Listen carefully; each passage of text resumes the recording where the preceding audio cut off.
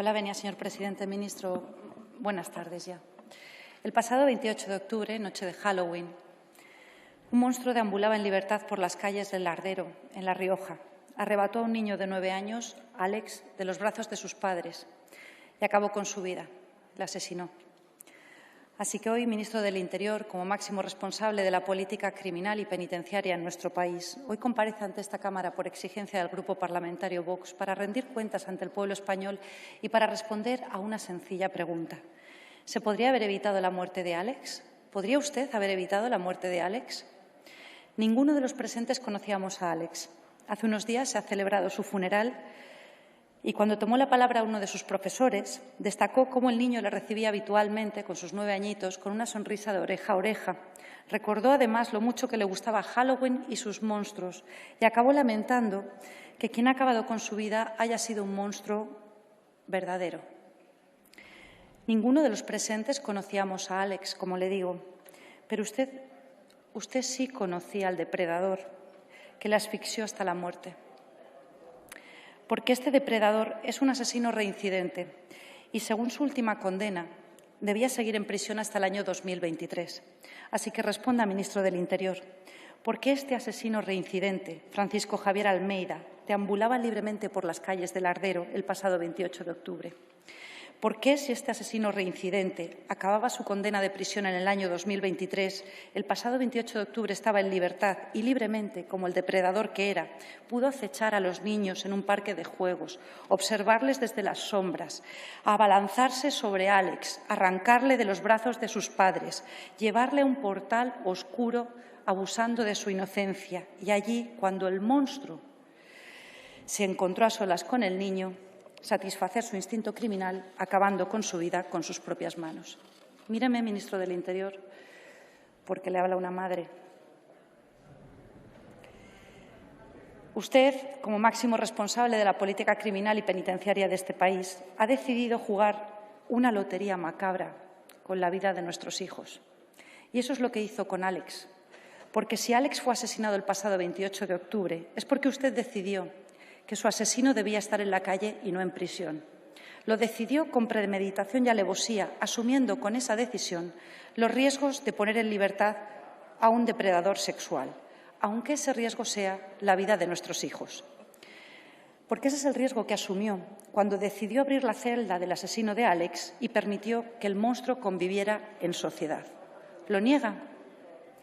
Expliquemos a los españoles cuál ha sido la situación penitenciaria del asesino desde que fuera detenido hace 23 años y que condujo a que el pasado 28 de octubre se encontrara en libertad. Almeida tiene 55 años de edad y cuenta con antecedentes por agresión sexual en 1993. Fue condenado a 7 años de cárcel y por asesinato y agresión sexual en 1998, condenado a 20 años y 10 años de prisión respectivamente. Tras su arresto, el 24 de agosto de 1998, por el asesinato de una agente inmobiliaria en Logroño, la primera vez que este asesino disfrutó de la libertad fue en el año 2013. Para entonces, este asesino ya había cumplido 15 de los 30 años de pena de prisión que le había sido impuesta, habida cuenta el límite máximo de cumplimiento efectivo de las penas de 25 años que en ese momento contemplaba la legislación penal vigente. Como usted sabe, señor ministro del Interior, la ley permite acceder a permisos ordinarios una vez cumplida la cuarta parte de la pena y Almeida ya había alcanzado ese límite con creces sin que se le hubiera concedido por la cárcel su permiso de salida. La Junta de Tratamiento de la Prisión Cántabra del Dueso, que es donde entonces estaba, se oponía, pero el recluso recurrió y fue el Juzgado de Vigilancia Penitenciaria de Santander quien estimó la petición del asesino y le concedió sus primeras salidas. Su buen comportamiento en prisión hizo el resto. Entre el año 2013 y el año 2020, Almeida disfrutó de hasta 39 permisos de salida.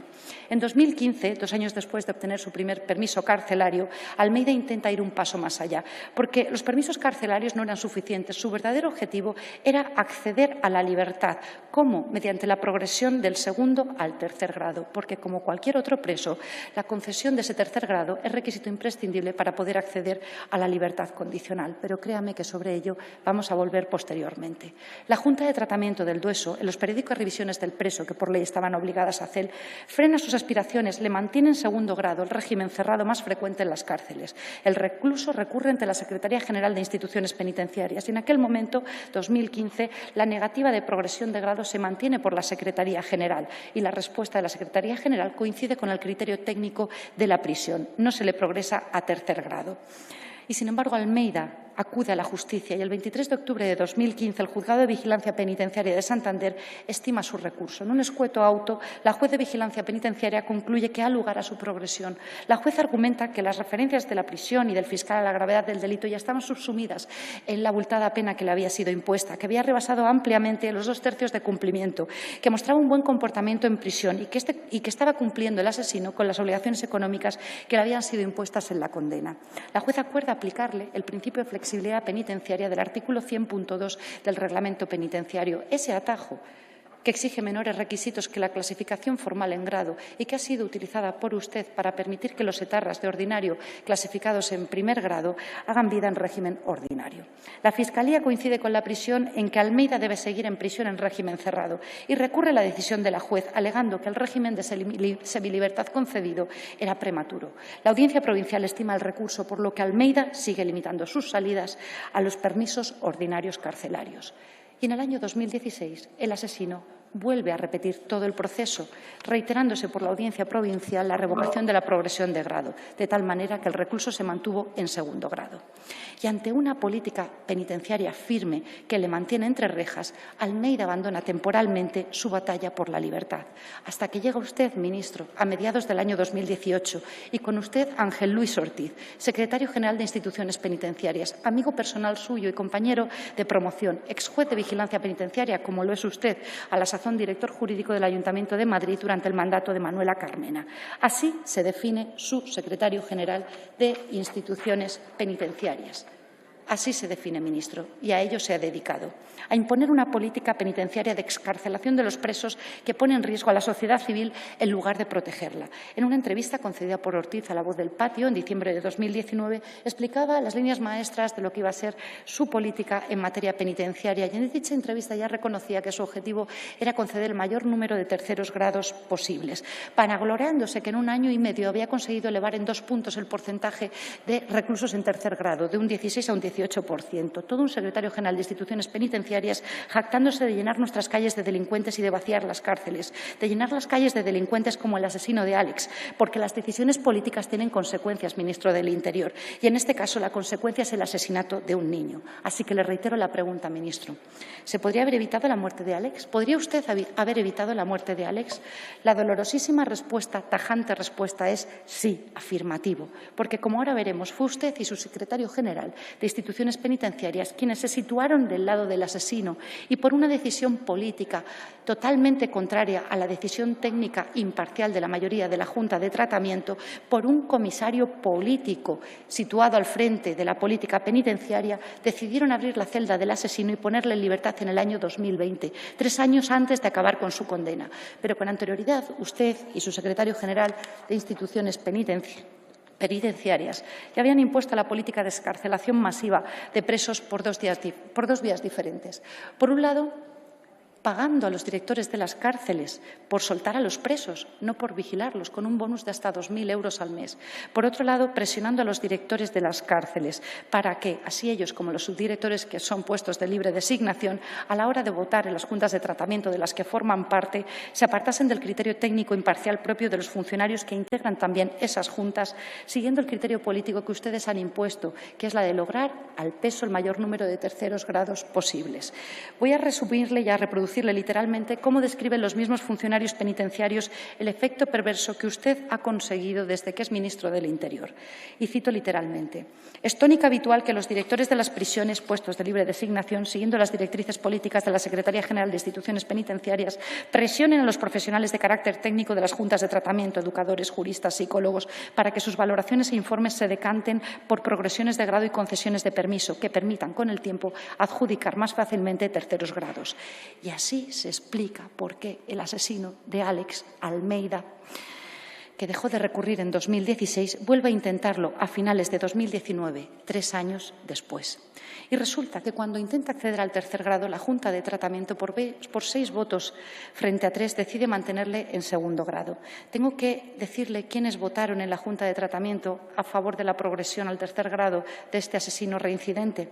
Almeida recurre esta decisión negativa de la Junta de Tratamiento ante la Secretaría General de Instituciones Penitenciarias y esta vez el 6 de febrero de 2020, con usted como ministro, el señor Ortiz como secretario general de Instituciones Penitenciarias, se apartan del criterio imparcial técnico y le conceden el tercer grado al asesino reincidente, porque su política penitenciaria es la descarcelación masiva de los presos. Y, ministro, usted se ha atrevido a insultar a un diputado del Partido Popular en esta Cámara, en la sesión de control, llamándole ignorante, cuando lo que usted está haciendo es mentir abiertamente a los españoles y hoy lo ha vuelto a hacer en esta Cámara. Pero ¿cómo se atreve a llamar ignorante al diputado Merino del Partido Popular, acusándole como abogado de confundir las instituciones de tercer grado y libertad condicional? ¿Se puede tener mayor indignidad que la que usted está mostrando en esta Cámara? Usted está mintiendo a los españoles porque les está ocultando que la concesión de la libertad condicional por el Juzgado de Vigilancia Penitenciaria es un acto automático con ocasión de la propuesta de libertad condicional que efectúa la Junta de Tratamiento de la Cárcel y que para poder efectuarse esa propuesta es requisito sine qua non imperativo por normativa penitenciaria el haber clasificado al preso al tercer grado. Usted lo sabe, su secretario general de Instituciones Penitenciarias lo sabe y, por supuesto, lo sabe el asesino reincidente, que a tal fin se dedicó desde que usted es ministro del Interior. Y es cierto que esta decisión no fue recurrida por el Ministerio Fiscal. Pero ¿sabe qué ocurre, ministro? El Ministerio Fiscal confió en su criterio como Administración penitenciaria, porque ¿quién mejor que la Administración penitenciaria conoce a los presos que custodia? Almeida consiguió por fin el tercer grado y al mismo tiempo fue trasladado a la cárcel de Logroño, donde rápidamente, en abril de 2020, se le propone para conceder la libertad condicional. El final de la historia lo conocemos, ministro del Interior. Se propone por la cárcel la libertad condicional que es acordada por el Juzgado de Vigilancia Penitenciaria. Y el pasado 28 de octubre, este monstruo que usted liberó con premeditación y con alevosía acabó con la vida de Álex. Así que, como madre, le pregunto, ministro del Interior, ¿se podría haber evitado el asesinato de Álex? ¿Podría usted haber evitado el asesinato de Álex? Ministro, ¿por qué no fue a trasladarle personalmente sus condolencias a la madre, al padre, al resto de familiares y allegados de Álex, el lardero, a pesar de que estuvo a menos de 12 minutos de distancia en coche del lugar donde se cometió el asesinato, cerrando un mitin político del PSOE en La Rioja?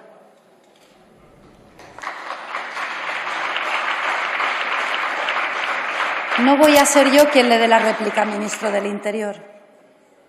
Voy a hacer uso de un artículo escrito por un referente en materia policial, un agente del Cuerpo Nacional de Policía, Samuel Vázquez, presidente de la Asociación Policial Policía Siglo XXI. Ha vuelto a pasar. Otro depredador, otro monstruo, se ha vuelto a aprovechar de una grieta del sistema para llevar a un niño inocente a un portal oscuro y arrebatarle la vida. Y volverá a pasar porque la reacción desde el poder ha vuelto a ser la misma.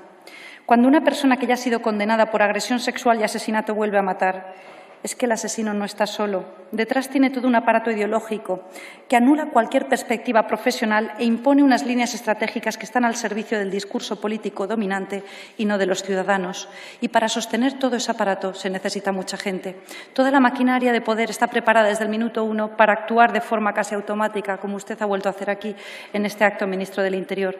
Lo primero es desviar el debate hacia la prevención general. Así, muchos juristas, el mismo día del asesinato, señalaban que está demostrado que mayores penas no disminuyen los delitos. El mantra es falso, es pura mentira. Si este monstruo hubiera estado en prisión, Álex hoy estaría vivo. Luego, ese dogma no sirve al menos para los asesinados por delincuentes reincidentes. El debate real debe centrarse sobre la retribución y la prevención especial, la que actúa directamente sobre el criminal. ¿Qué merece el monstruo por sus actos y cómo hacemos para que no lo vuelva a repetir? Y ahí es donde la ideología juega un papel que asesina la perspectiva profesional, como usted hace, ministro del Interior, para imponer un discurso político trazado por auténticos ignorantes sin ética que solo protegen sus intereses de partido. Si no vemos que la segunda muerte es un fallo del sistema perfectamente evitable, entonces estamos condenados a repetirlo una y otra vez. Y son nuestros hijos, ministro, no los suyos, los que están en riesgo. La vida de nuestros hijos es la que usted, ministro del Interior, está poniendo en riesgo. Toda persona es capaz de entender Toda persona es capaz de entender, menos en este Congreso de los Diputados, que hay monstruos más cerca del estadio animal que del de los seres humanos. Precisamente es difícil de encajar que a estos últimos, después de cometer delitos atroces, se les permita reincorporarse a la sociedad contra el criterio de todos los técnicos que conviven con ellos a diario. Los miembros de la Junta de Tratamiento de Prisión, en virtud de los informes de los equipos técnicos, habían denegado el tercer grado al monstruo que asesinó a Alex, pero este acudió vía recurso a un órgano político, a su comisario político, ministro del Interior, la Secretaría General de Instituciones Penitenciarias, para revertir esa situación. La opinión de los expertos técnicos anulada por una banda de políticos miserables con cargo, porque la ética, ministro del Interior, no se negocia, miserables. Hay delitos y delincuentes reinsertables y otros que no. Lo dice cualquier psicólogo con experiencia carcelaria y lo comprobamos, por desgracia, con demasiada frecuencia. Así que cuando nos repiten como mantra que las penas no evitan acciones futuras, hay que cuestionarlo. Solo Vox defiende una modificación legislativa que amplíe la actual regulación de la prisión permanente revisable, que acaba de ser convalidada su constitucionalidad por el Alto Tribunal en la sentencia fechada el pasado 6 de octubre de 2021. Pero solo Vox defiende en esta Cámara que, al margen de esa ampliación de la prisión permanente revisable para los casos de asesinatos más duros, se introduzca en nuestro ordenamiento jurídico la cadena perpetua para los casos de criminales más execrables, porque son nuestros hijos con los que están jugando usted, ministro del Interior, una lotería macabra, cuando aplica una ideología sectaria a la política penitenciaria que libera de prisión asesinos reincidentes y los introduce en la sociedad para convivir con nuestros hijos, con nuestras madres, con nuestras hermanas, asumiendo el riesgo de que esos delincuentes reincidentes puedan volver a delinquir. En esta Cámara se ha propuesto la derogación de la prisión permanente revisable, una política criminal al margen de los criterios profesionales técnicos. Son los ciudadanos de la calle quienes pagan las consecuencias. Y en este caso, ministro, haga el favor, mantenga un mínimo el decoro y la dignidad. No se atreva a trasladar sus condolencias a una familia a la que no fue capaz de ir a visitar en persona, porque usted tiene miedo de dar la cara ante los españoles. Gracias, señora presidenta. Gracias, señora Olona.